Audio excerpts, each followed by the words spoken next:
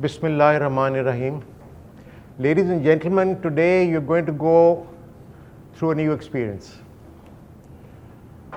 It's a journey into the outer world, but it's also a journey into your inner world. The discussion at one level will be very complex. At another level, it will be very simple. Complex because the analysis itself might appear complex. Simple because many of the important insights that we're trying to bring to bear for this lecture are insights that are as much yours as they are mine. They are part of your, if you like, collective memory. We're all very young, but you're not as young as you think you are. You're about 1 million years old. Because the memories of our forefathers, according to Carl Gustav Jung, are present in us, in our collective unconscious, and they inform us, and we can bring them to bear in dealing with present-day problems. This idea has been also reinforced by an experimental biologist by the name of Rupert Sheldrake, whose name you may or may not have come across, but there are a series of lectures he's given on this. So the lecture in that sense will be very simple because you'll need to draw upon what you already know deep down.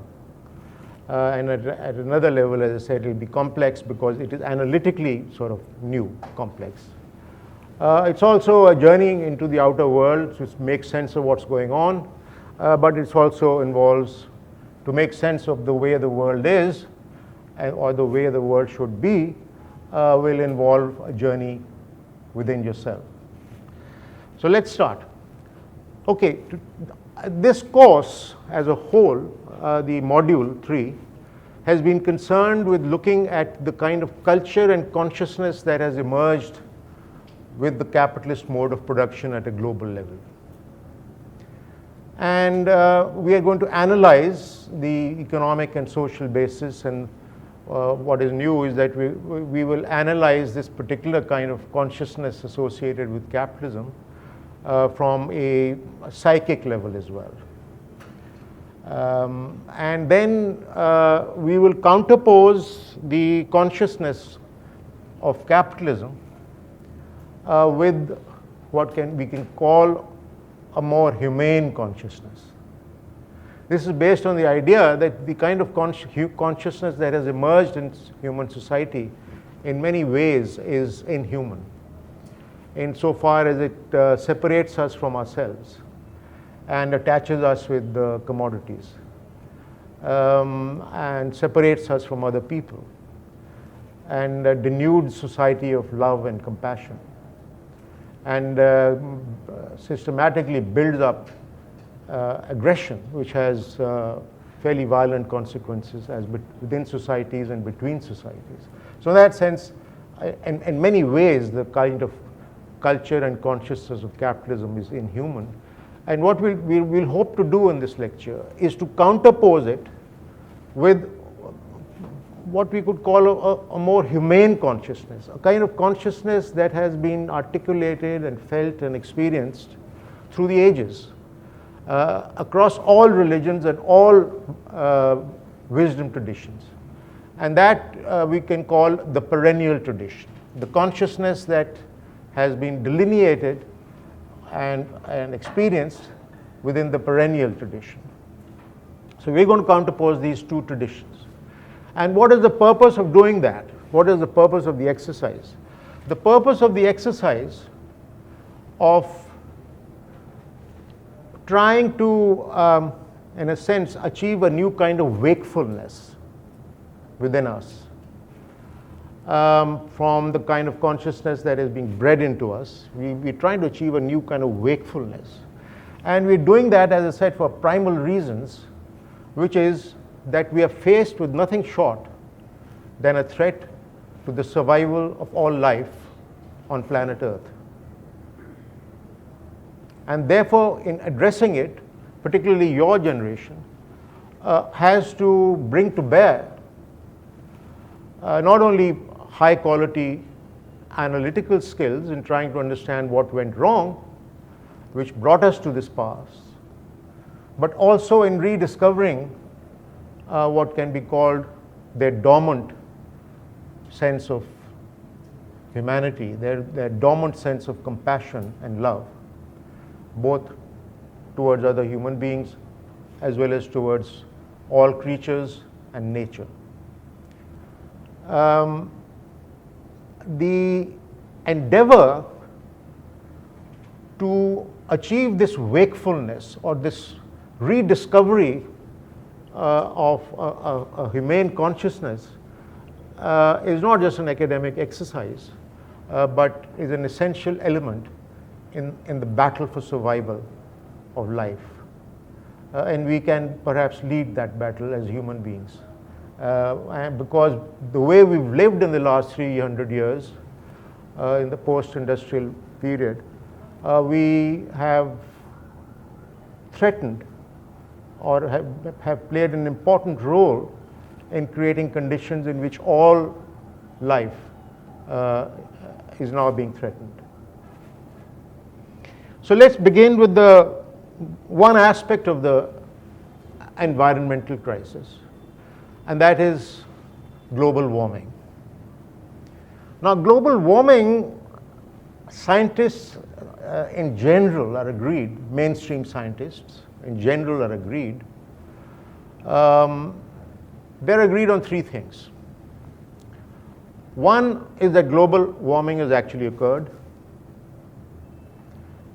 Two, that this global warming, for which there is undeniable evidence, has not only occurred but is a result of human intervention into the ecosystem, which intervention of a particular kind has been brought about by our forms of production, consumption, and the trajectory of technologies, fossil fuel-based technologies that have emerged in the post-industrialization period. The third aspect of this general consensus among scientists is that if we allow global warming to continue at the pace that it has been growing at in the last few decades, and by the end of the century, the increase in global temperatures exceeds 2.5 degrees centigrade, then the world will enter uncharted terrain. With that kind of temperature increase by the end of the century, 2.5 degrees centigrade, there could be a catastrophic destabilization of the entire ecosystem, whereby all life on this planet could be threatened.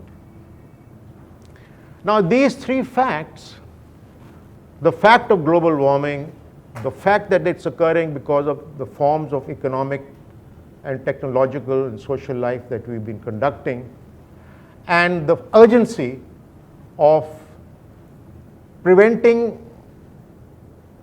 the growth in average temperatures from going beyond 2 to 2.5 degrees centigrade by the end of the century. All three aspects of the climate change crisis were brought home to the world's leaders in the Paris summit by some of the top leading scientists of the world. And so the leaders responded with an appropriate sense of concern and urgency, and decided together, collectively, that every country of the world that is signatory to the Paris Agreement will endeavor to reduce its carbon emissions. And reduce carbon emissions to such an extent, on an annual basis, that by the year 2050, there would be zero emissions of carbon. Only if there is this goal is achieved, that is zero emissions of carbon by the year 2050, will it be possible to restrict the overall growth in global temperatures to 1.5 degrees centigrade by the end of this century? They thought by making 1.5 degrees centigrade temperature increase as a ceiling would be a safer bet than letting it go above 2 degrees. Now, what's the evidence on performance? Because the Paris Agreement was signed in 2015, and there were earlier agreements like the Kyoto Protocol and the Copenhagen Protocol and so on. The evidence, unfortunately, shows that the actual carbon emissions have been systematically increasing rather than decreasing, as was thought should happen. Between 1960 and 2017, as this following graph shows, the average annual carbon emissions have been increasing at the rate of 5.3% annually, whereas they should have been decreasing. And from here onwards, from around 2019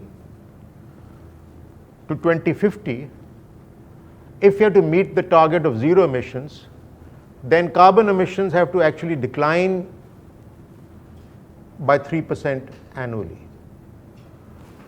So far, despite the claims of the world that they're concerned about the climate change and they're concerned about global warming and their commitment to reducing carbon emissions, the graph of carbon emissions, as you'll see, has moved in the opposite direction.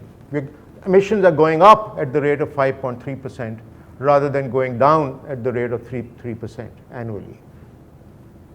So clearly, this failure of public policy, or the failure to bring a national commitment sufficient as to dramatically change public policy, has somehow occurred. That there is a failure of the commitment at the level of society and polity to meet, in practice, to meet this goal of zero emissions by year 2050. Because while the world had committed to a declining carbon emission rate, actually it's been increasing. Now, my own view on this matter is that this failure to reduce carbon emissions at the required rate, which is clearly necessary for the survival of this planet or life on this planet, this failure is not just as a result of technical issues, but is more fundamentally rooted in the very civilization of this society under capitalism. There are three elements of this civilization which underlie, perhaps, this failure, and therefore which have to be addressed in the construction of a new civilization, perhaps, to be able to deal with the crisis of survival of life. The three elements of this civilization that has emerged under capitalism relate, first of all, to the relationship between human beings. A particular kind of relationship has emerged between human beings, which we'll explore in this lecture. The second is the relationship between human beings and commodities that has emerged. And the third is the relationship between human beings and nature that has emerged under capitalism. We will, in the remaining part of the lecture, examine how these three kinds of relationships that are peculiar to the civilization under capitalism, how they have emerged in terms of its social, economic, and psychic basis, and then counterpose that with an alternative consciousness that I've called a humane consciousness, an alternative consciousness that was there throughout the ages preceding capitalism and is observable in all the religious traditions of the world, all the wisdom traditions of the world. So we'll counterpose the key civilizational elements of capitalism with the civilizational elements of what I would call a humane consciousness, or the consciousness that is manifest in the ancient religious traditions across religions and across wisdom traditions. Okay, to begin with, we've looked at this in great detail during the earlier module, which is the structure and dynamics of the world capitalist system. But from the point of view of looking at its civilizational aspects, let's point out 4 features. These are 4 structural features of capitalism that are relevant to our present discussion. The first is that you have firms competing with each other, and there is a continuous tendency for production to increase. So there is a tendency within the production system for a continuous increase in the volume and range of products and services. That's the first tendency. The second aspect of this, what powers this continuous increase in production of goods and in the range of goods that are produced, is the fact that the individual capitalist, the individual corporation, is pitted in competition with other corporations, other firms. And so in order to be, the individual firm is under pressure. In order to survive, it has to reinvest its profits largely back into production for expanded output and a wider range of products. If it doesn't do that, it gets outcompeted and gets knocked out. So the imperative of continuous expansion of output and its range of products at the systemic level is induced by the pressures that are felt by the individual capitalist. As Marx put it, the immanent laws of capitalist production make themselves felt as external coercive laws to the individual capitalist. So you have continuous increase in the volume and range of goods and services. Now you can guess fairly quickly that as the system expands in terms of the volume and range of its goods,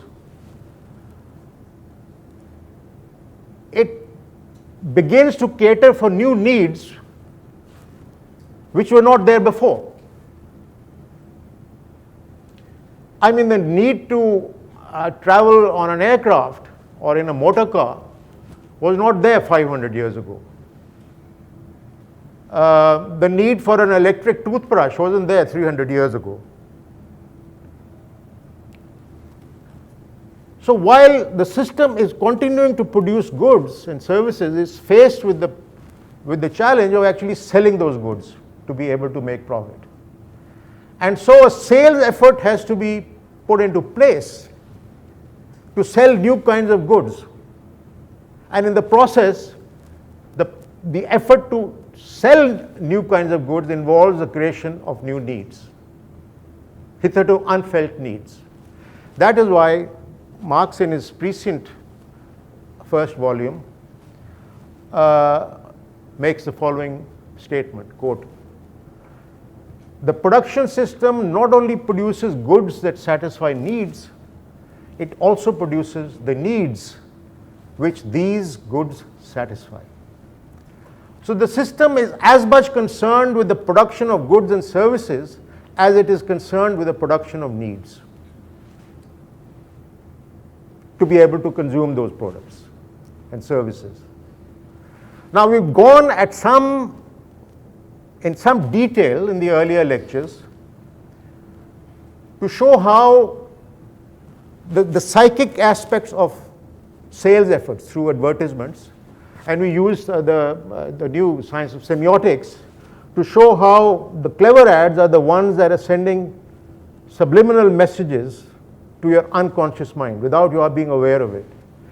And often, many of the qualities which a product actually has are displaced, and certain qualities are attributed to the product which it doesn't objectively possess, but which qualities are conveyed to your unconscious mind without your being aware of it. And so you begin to look at that product not in terms of its functional or objective qualities, but in terms of that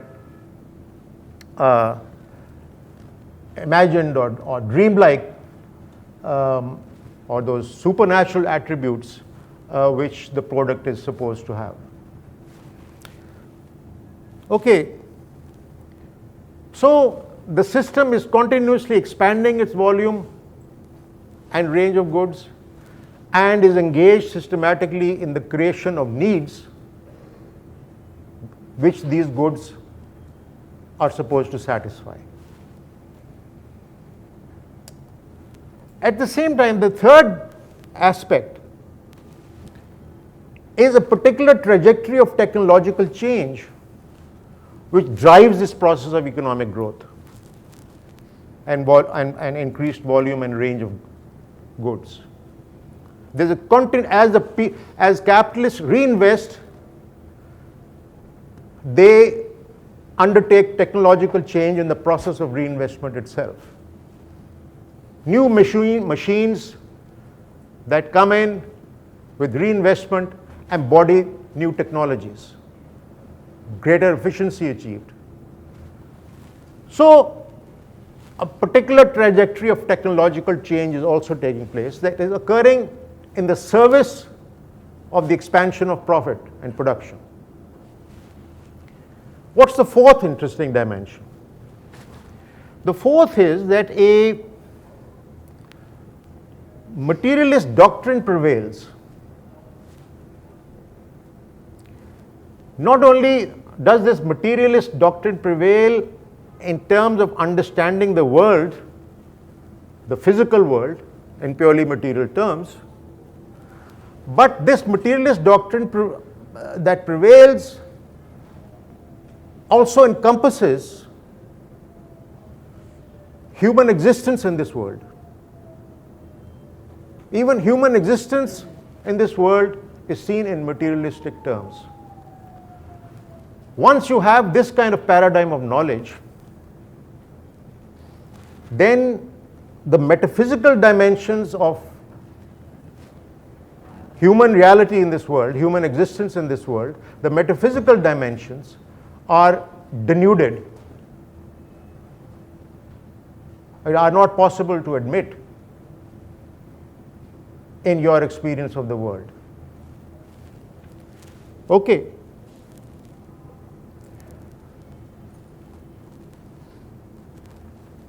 You see, there is a metaphysical reality to the relationship between humans.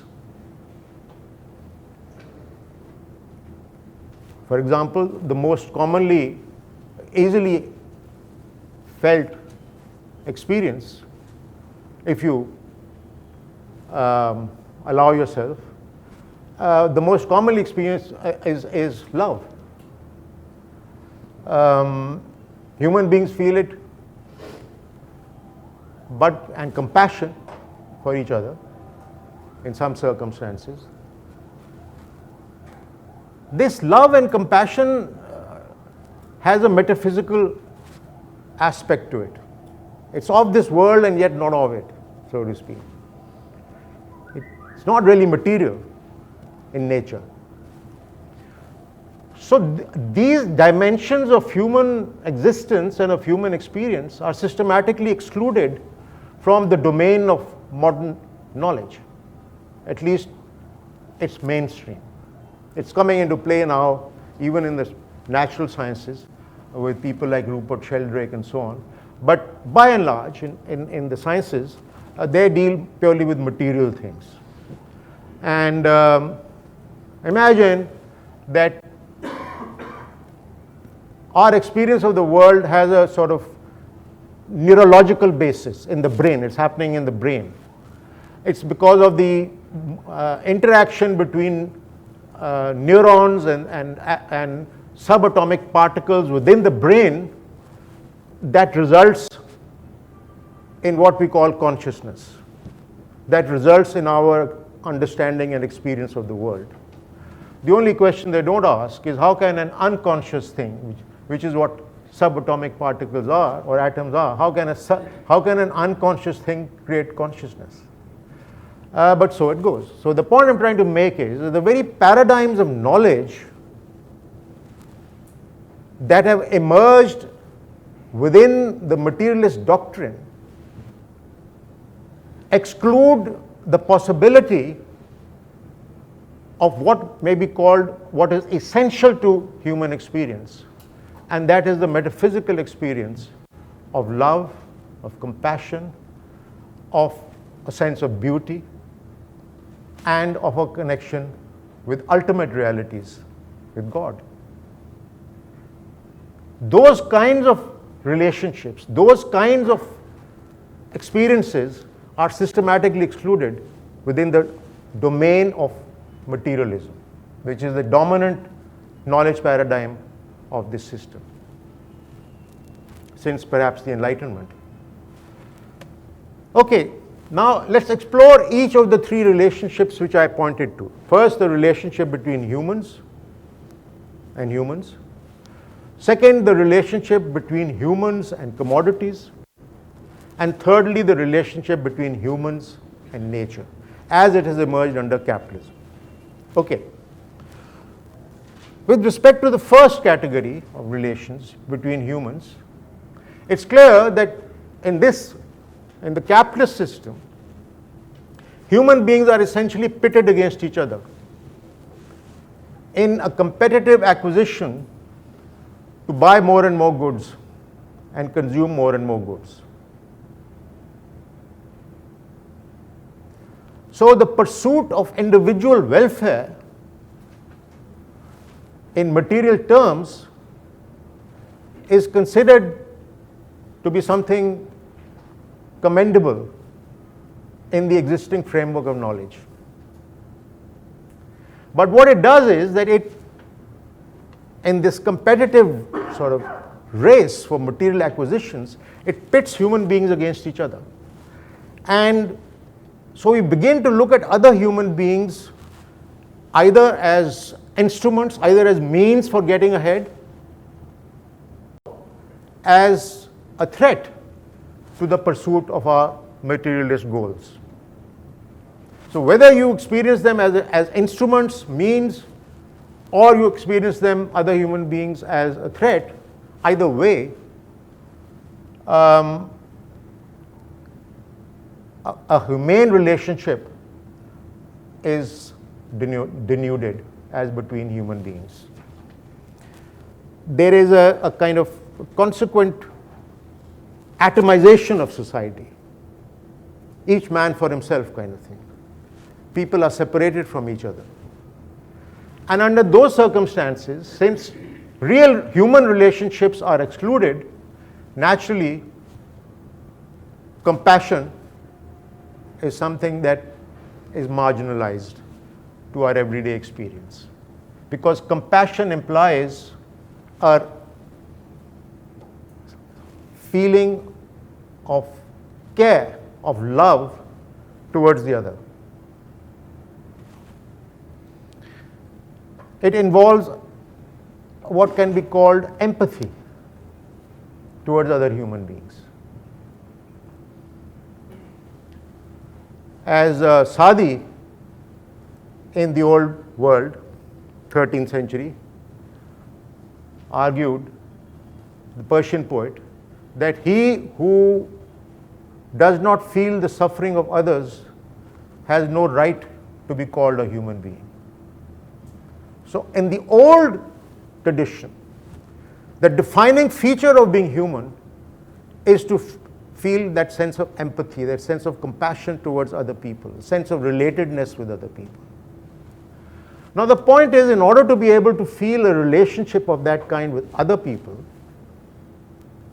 it is necessary to bring the other within yourself, to bring the other within the self such that the other becomes an essential aspect of your own self. Now clearly that's absent in this in the kind of culture and consciousness that has emerged under capitalism. So what in effect is happening at a psychic level is that the other is excluded from within the self, and the self is relegated to the emptiness of the ego. So you've got egos coming into clash. Ignorant armies clashing by night. The absence of consciousness. Now this alienation of the self from the self and from the other is very different from the way the perennial tradition indicates. Through the ages, as I said, what is common to all religions, all religious traditions, all wisdom traditions, is the idea that the other is not simply to be tolerated, the other is an essential fertilizing force in the growth of the self. So the self is enhanced by bringing the other within yourself. Only then can you show that, demonstrate in your practical life that love and compassion. And only then can you design public policy at a social level, public, macro level. Only then can you design public policy that is informed by this awareness of compassion and care, not only towards other human beings, but all creatures, including nature.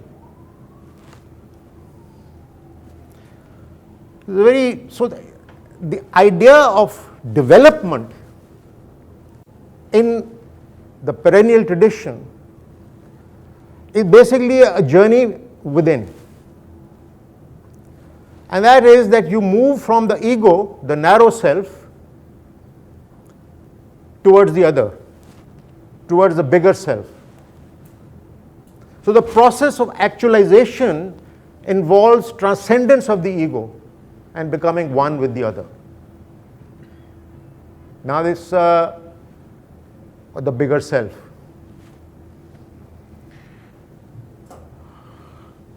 Ali Shishtari, 13th century, Persian, says the following.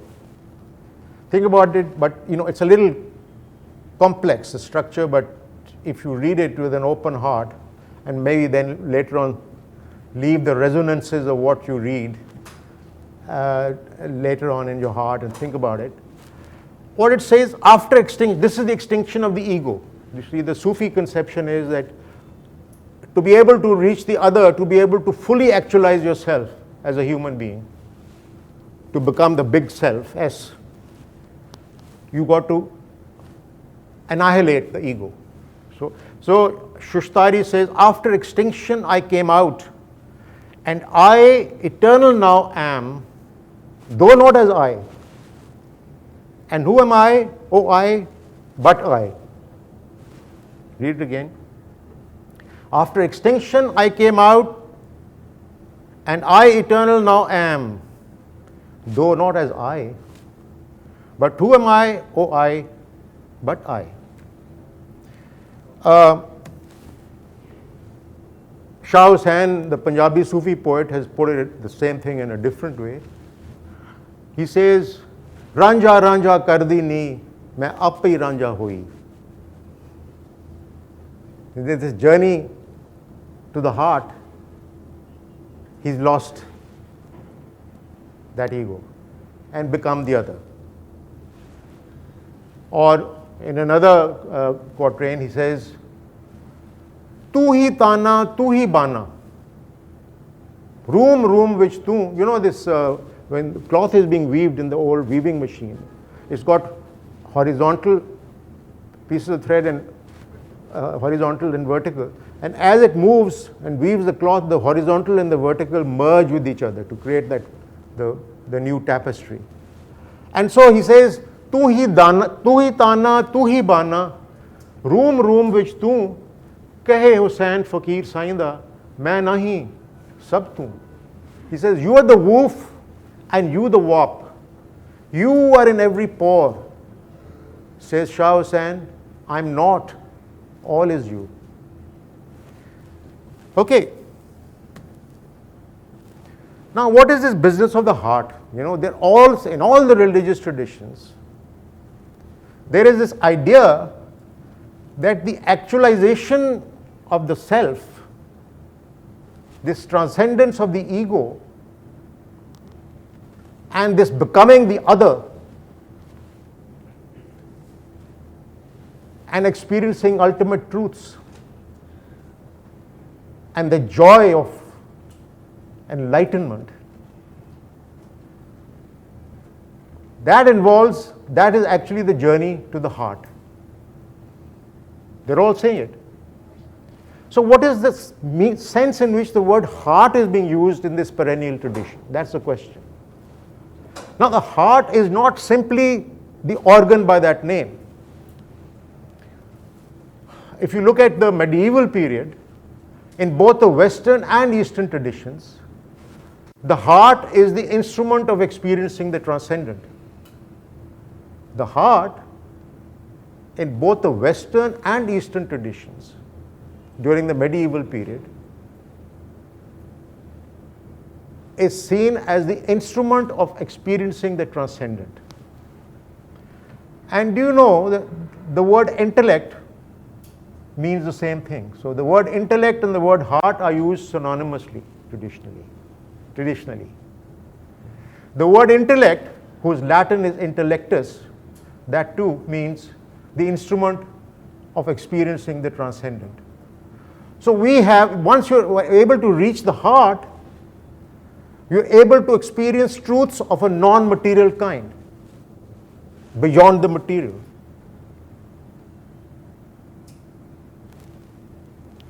Language within that domain is replaced by silence. As Wittgenstein said, you know, language is like a ladder. Wittgenstein, the famous Cambridge philosopher, the Austrian, who's supposed to be the father of modern science, here he is saying this, also one of the greatest linguists of all time. He says that language is like a ladder, logic is like a ladder. When you come to the end of it, you've got to be able to throw it away. So there's something beyond the ladder. At the beginning of his Tractatus, his thesis, which became later his PhD thesis,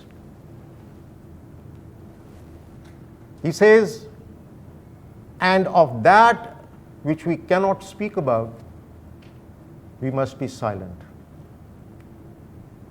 So in silence, you're affirming a truth that cannot be expressed in language. It's beyond language. So that's the sense in which you move towards the heart in realizing the ultimate truths.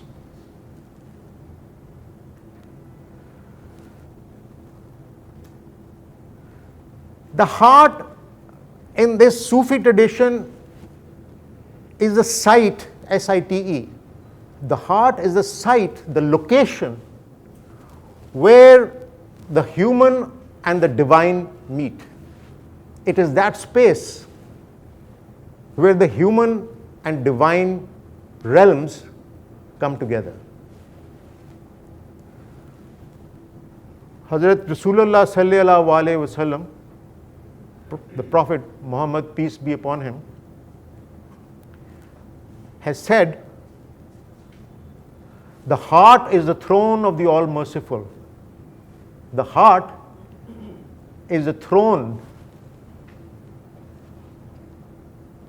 of God. Later in the Hadith Qudsiyya, where the Prophet is relating what God said to him directly in first person, Hadith Qudsiya.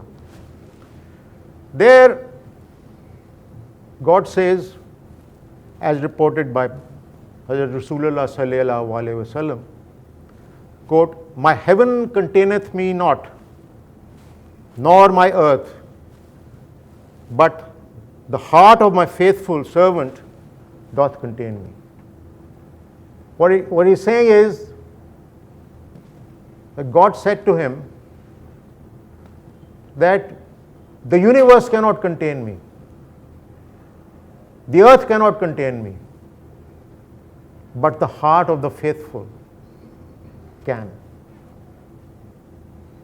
That is the sense in which our Sufis have referred to the heart as the abode of God.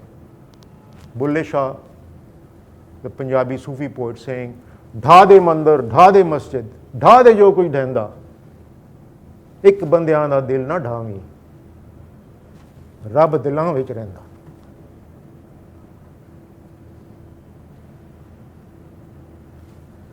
Demolish the mosque, demolish the temple, demolish all that can be demolished, that is material, but do not injure the heart of man, for that is the abode of God. Now that is the why. In all religions and sacred scriptures, it is prescribed or advised that man should keep pure his heart. Man should keep pure as a condition for salvation, the purity of his heart. But so fallen is the current human state that the heart, this space within which humans meet God, the heart has become a crypt.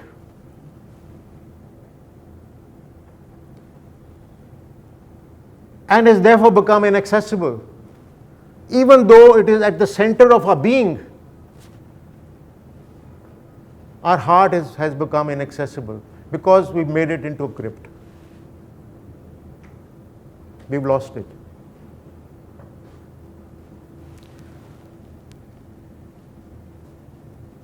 The centrality, in a sense, the current itinerary of the spiritual life, and this is so in all religions, the current itinerary of the spiritual life is the rediscovery of the heart. Make alive, open the door to the script that we had kept closed through the last few centuries. The centrality of the heart to the human state is also pointed out in the Bible as well as in the Quran, and both speak of, inverted commas, heart knowledge, the knowledge of the heart. In Judaism too, the heart is associated with the inner soul of man. But this universality of the symbol of the heart is not simply confined to the Abrahamic religions. It's common to all religions of all times and all wisdom traditions and all civilizations.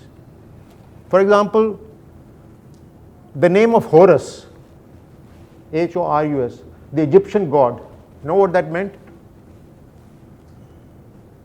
The heart of the world. Horus meant the heart of the world. In Sanskrit, the term heart, which means Hridaya, means the center of the world as also the center of man. Hridaya is the center of the world as also of man. That's the heart. The term Shraddha in Sanskrit, meaning faith, also signifies the knowledge of the heart. Go further east, in the Far East, in China, the term Zin, Xin, means both heart and consciousness. So this is an alternative consciousness, the consciousness of the heart. It is this consciousness that is counterposed, must be counterposed, as a matter of survival to the consciousness of capitalism, where we are alienated from others and also from ourselves. We are distanced from the heart as we are from the other. We made the heart a crypt, even though it is at the center of our being. Noble, but yet unknown. Noble if you travel to it, if you open, as they say, the eye of the heart, you can see the world in a different way, as love, as compassion. Okay. The next is the relationship between humans and commodities. What kind of relationship has emerged under capitalism? Here, qualities that are organic to the human being, such as sexuality, efficacy, power, attractiveness, these qualities are, through that psychic process which the sales effort engaged in, which we have examined in terms of semiotics, these qualities that are organic to human beings are transposed into commodities. And then these commodities are not represented to us in terms of their functional qualities, they are represented to us as if the qualities that we originally possessed are contained in these commodities. And so the act of buying is not just an act of buying what Aristotle would call an object of convenience. The act of buying an object is essentially an act of repossessing ourselves as human beings.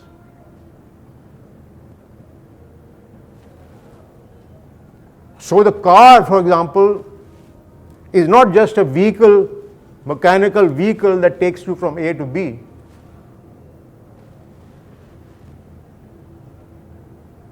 It is the embodiment, the receptacle of power, of efficacy, of success, of status, of dynamism. Qualities that we originally possessed are transposed into cars. And if you don't own it, or don't do everything in your power to try to buy it, you feel denuded of yourself, of these attributes. So, along with this peculiar relationship with commodities, where commodities are single-mindedly sought after in the hypnotic belief that they contain qualities that we were supposed to have of success and status and power and efficacy.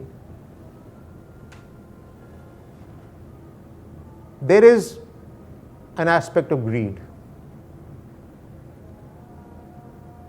If commodities are the symbol of power and of gratification, then the more you have, the more you want to have. And yet, the more you have, the less gratification you feel. You know that famous Beatles song, I get no satisfaction. That's the problem. And that's what drives greed.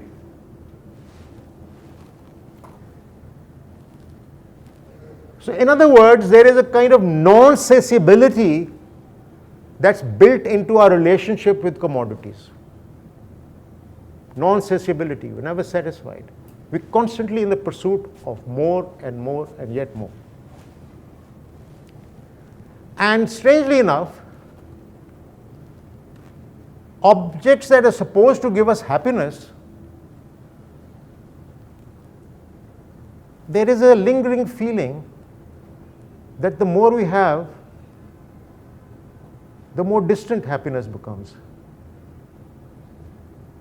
Because happiness implies contentedness, being content, saying, I have enough. And then catering to, nurturing, engaging in activities and forms of experience through which you can go beyond the material and be able to feel the sense of awesome beauty that's all around you. A beauty that also is embodied in the human being. So along with the sense of beauty comes the impulse for love. And the impulse for love is inseparable from compassion.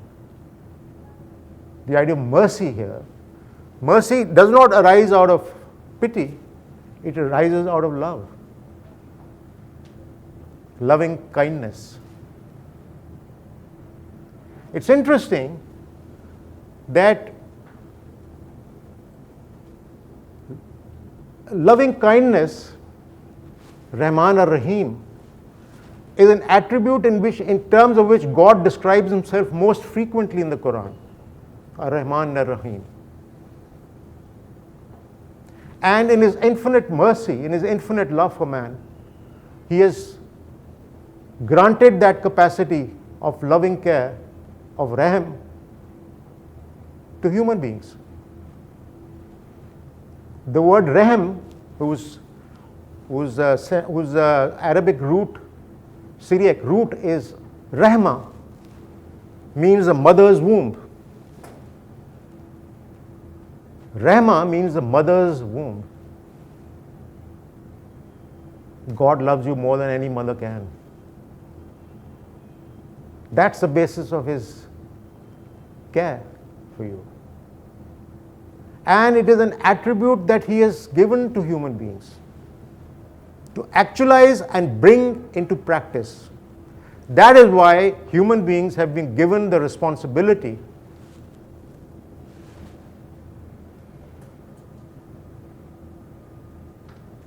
to care for the world, Ashraful Makhlukat, to care for all the creatures. Man has been made the vice regent of God on earth. There are two key features in that vice regency. One is creativity that God has given you, and creativity is inseparable from freedom, as we were discussing. He's given human beings his own attribute of creativity, and along with creativity is loving care. And when you engage in the world and in dealing with all the creatures, you exercise this creativity and loving care, then you fulfill your role as vice regents. Only then are you fully actualized as a human being. You know, in the ancient Sufis, Ibn al-Arabi, one of the greatest Sufis in Islam, talks of man, he uses the word mirror for man. It's interesting, the word mirror, he says that this mirror that Ibn al-Arabi is talking about is actually made of copper, like the old days, mirrors were made of copper. But in order for it to have the function of a mirror, it has to be polished. So you've got to polish that mirror that God has given you, potentially. And how do you polish it? You polish it through a journey to the heart. And once you've done that, you become a real mirror. And God, in whose image man was created, as the Bible says, vice regent, God sees himself in that mirror once it's fully actualized. Because once you've reached the heart, once you've transcended your ego, you become one with God. In another line in the Hadith Qudsiya, God says to the Prophet Muhammad, peace be upon him, I loved to be known, so I created the world. The world, where the man is the vice regent, is a reflecting mirror through which God knows and is known.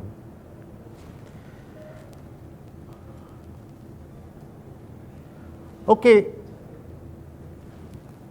so commodities in the perennial tradition, and here I'm including the classical Greeks, were seen to be of relative insignificance. They were not significant in themselves. So, for example, Aristotle in the Nicomachean Ethics, Aristotle says that goods cannot be of value because they're merely useful. What is of value is human functioning.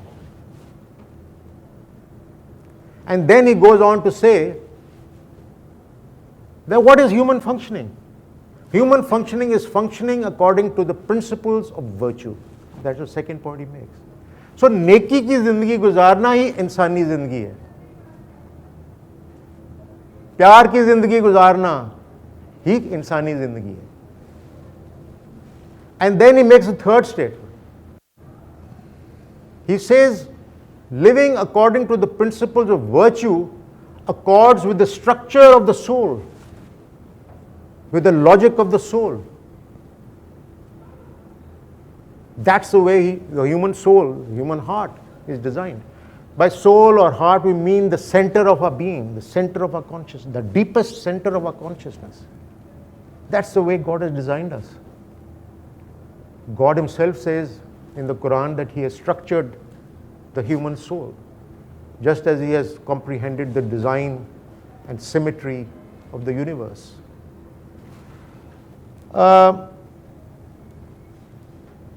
So commodities are merely useful,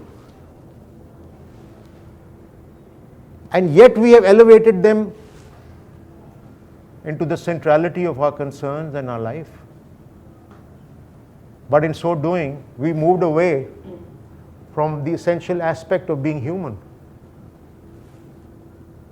and that is caring, loving care for other people, for nature, for creatures. It should not be surprising, therefore, that the consciousness bred by capitalism remained untouched for over 300 years by this fact that we were producing so many goods and intervening so devastatingly into the ecosystem that we have begun to threaten not just our life but all life on this planet. It's only now that we're waking up. And once we're waking up, as we're waking up, despite our commitments, we are unable to meet the policy goals that we have agreed to meet in the Paris Summit. And instead of reducing carbon emissions by 3%, we have been increasing them by 5.3% and hurtling towards the destruction of all life.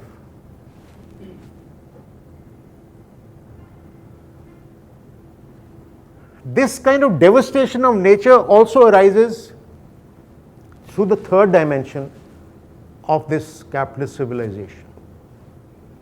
That is our relationship with nature. What kind of relationship with nature has emerged under capitalism? I mean, if you think about it, it's obvious. Anybody who reads economics would know that nature is seen as a set of natural resources to be exploited for production. So in other words, nature is seen in fragmented terms. The forests are there because they contain wood that can be used for producing products. The rivers are there to be able to produce hydroelectric power or to be able to irrigate the fields. The oceans are there because they contain fish that can be extracted and produced, packed and sold. The water systems are there because water can be bottled and either converted into drinking water like Nestle and make good money, or Coca-Cola make equally good money. So each of the elements of our ecosystem, the water, the soils, the forests, the oceans, are seen in fragmented terms as inputs into the process of production, sale and consumption. That is why we're able to devastate nature without batting an eyelid. But this is quite counterposed to the way the perennial tradition experienced nature in all the religions. In the perennial tradition, for example, in Hinduism, the forests, the rivers, the oceans, the mountains, the soils, the deserts are part of a sacred wholeness. So it is in a very interesting dimension in Islam.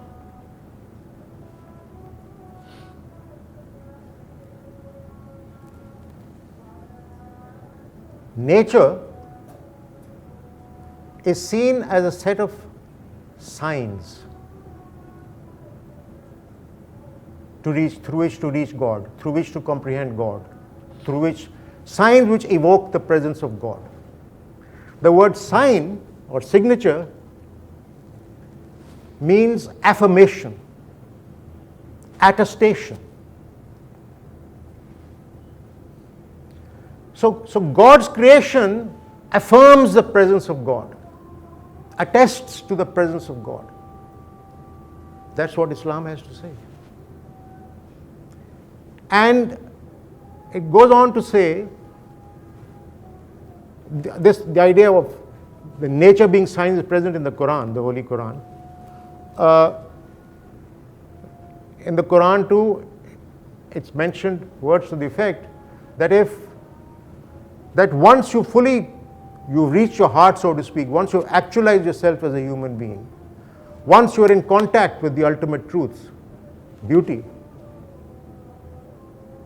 then in Surah Baqarah it says, quote, wheresoever you turn, there is the face of God.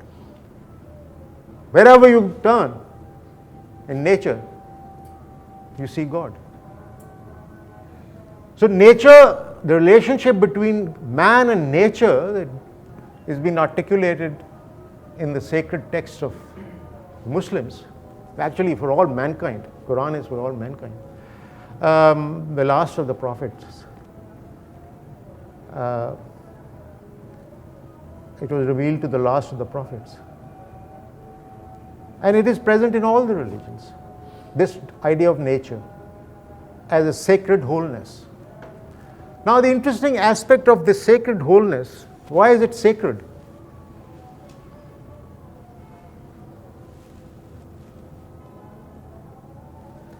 It has two dimensions to it. One is that the ecosystem, as we just discussed, enables us to sustain our physical lives. It provides us with air to breathe, fresh air to breathe, fresh water to drink, water to irrigate our soils with, through which we can produce food and eat. So, nature enables us to sustain our physical lives, physical existence on this planet. But it is also beautiful. It has this transcendent harmony the symmetry. And in comprehending that harmony, the beauty of nature, we get, it's a portal, it opens the door of one way of knowing God. It attests to the presence of God. So nature simultaneously enables us to live in the ephemeral, and through its beauty enables us to partake of the eternal. That is why it's so sacred. And that is why both to pursue our spiritual lives as well as to pursue our material lives, we've got to maintain that wholeness of nature, the integrity of what we today call the ecosystem. And unless this consciousness of the metaphysical dimension of human beings relating with other human beings and of human beings existing in the natural world, unless that consciousness is there, we will not be able to bring that consciousness to bear in the design of public policy. We have to be first aware of that consciousness, first have to bring that consciousness to a state of awareness, what we call wakefulness. We've got to achieve that wakefulness to design the kind of policy which the Paris summit has agreed on but has not been implemented by far. We're moving in the opposite direction to where we should have.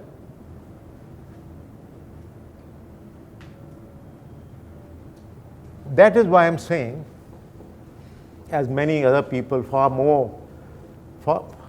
I'm just an ignorant student at a very early stage of my life, spiritual and intellectual life.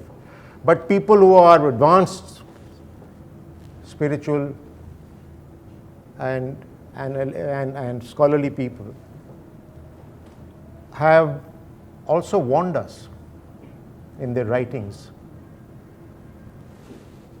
that we've got to rediscover the path to the heart. Except that now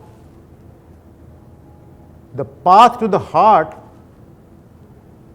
the wakefulness that it involves,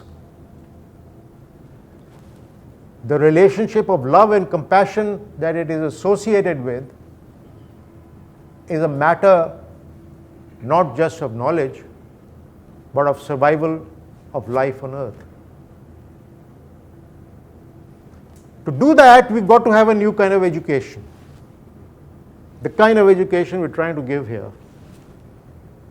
And that is, you see, the word educate, if you look at the Latin root of education, it is educare, educare. And you know what educare is?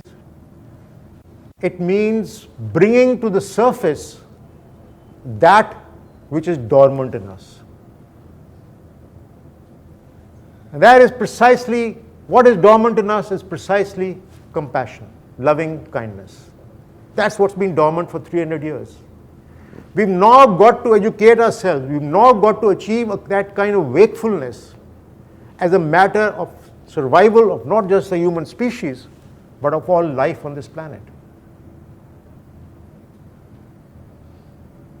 But that wakefulness has to come together with analytical knowledge.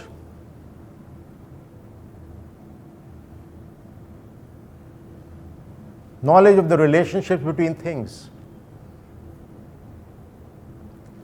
It's interesting that the Greeks referred to the word consciousness in terms of the word nous, N-O-U-S. And you know what nous means, N-O-U-S?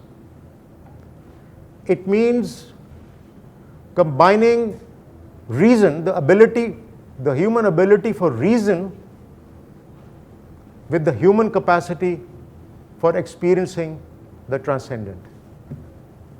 Both these capacities, the analytical capacity of reason of systematic knowledge of the way the world is has to be combined with love. So love and knowledge must go together if we are to save the world and ourselves. And that's one of the things we're doing in different ways in a very early way at the School of Humanities and Social Sciences in the Information Technology University. And that challenge is before each of you to make it work. You're the ones who are going to make this university work. Thank you.